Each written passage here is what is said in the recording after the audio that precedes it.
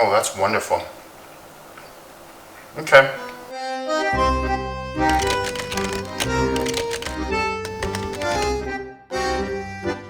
When I say Asian cooking, do you think about soy sauce?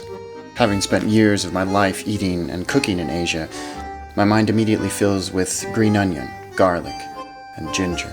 Together these form the Trinity of modern Asian cuisine. So, of course, we'll need them for our marinade.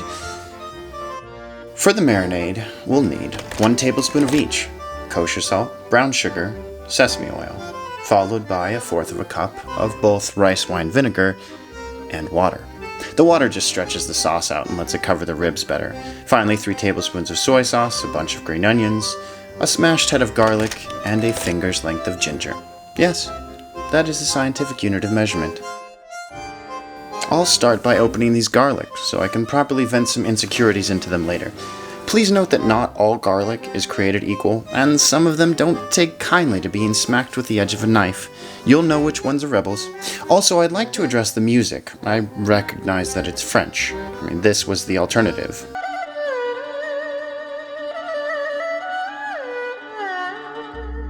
I'm pretty stoked on the French.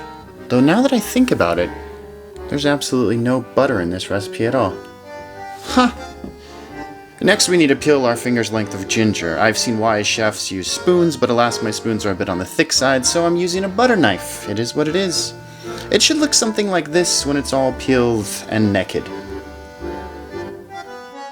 When prepping pork ribs, either St. Louis or baby back, it's prudent to peel the silver skin, unless you really enjoy gumming sinew. It's not the most glamorous bit of cooking, that's coming later, but it is something that needs to be done. A fork usually does the trick to separate it, and I'll spare you the sound of it ripping from the bones.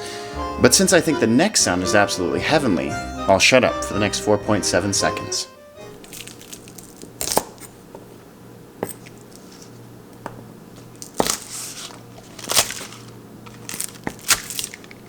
Right? You're welcome. Introductions are in order. Ribs, ingredients, ingredients, ribs. Something beautiful is about to happen. I'm stacking the ribs on top of each other before putting the Asian Trinity in the bag. In retrospect, I'd have put 1/2 of the ribs in the bag, then the ingredients, then the other half, so that more of the meat surface area was in contact with the ingredients. But that's why my name isn't Babish. Well, that and my hair. Thanks, Mom. Next, pour and shake. It's shake and bake, and I helped. Anyone? Anyone? No one. Fine. I'm getting old. Whatever. Throw that bad boy in the fridge. It's go time. We've got things to do. We need to get the ribs to room temperature, start the grill, and get ready to make a glaze. And yes, I am showing you how to open a grill, put charcoal in a chimney, and finally light a piece of paper on fire. You're welcome. I probably just got a few thousand views just from people Google searching, how do you light a piece of paper on fire with a lighter? And that's SEO content right there.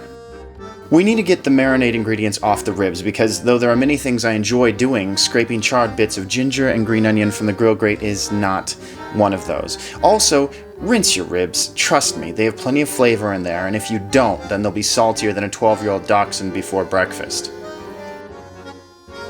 Ooh, fire!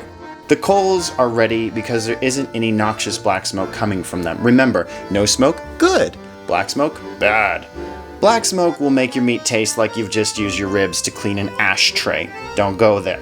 Remember, patience is a tasty virtue. Now, the key to placing a grate is to offer your knuckle hair up as a sacrifice to the charcoal gods. If you still have knuckle hair after you're finished, you've done it wrong. Alright, let's wrap these ribs. Don't skip this step. If we don't wrap them, then all that sugar we put in the marinade will blacken and turn our delicious ribs into pork charcoal. Pork coal? Whatever. Just wrap them up. The goal is to prevent steam from escaping. You're making little rib ovens. Ribvins?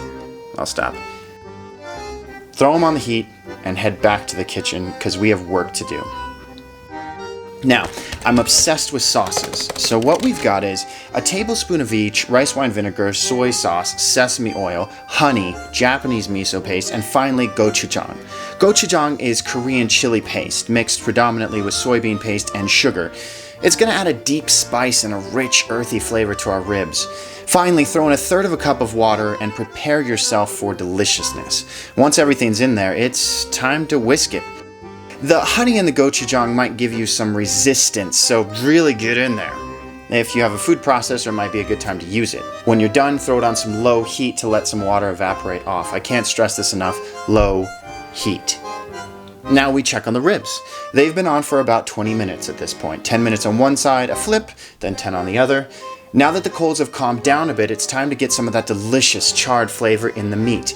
Now I'm unfoiling these with an ancient technique called, I don't have tongs, so chopsticks and a fork will have to do. After wrestling these out of the foil and burning my knuckles yet again, I'd highly suggest using tongs if you have them. Another 5 minutes on each side should give us what we want. Now back inside, I'm adding a teaspoon of cornstarch to the glaze just to thicken it up, and then back on the low heat. Remember, low heat. Back outside, I'm going to give these ribs a final flip. They've been naked over the coals for 10 additional minutes, 5 minutes on each side, and they're looking and smelling amazing. Which means it's time to take them off and get melodramatic about some pork.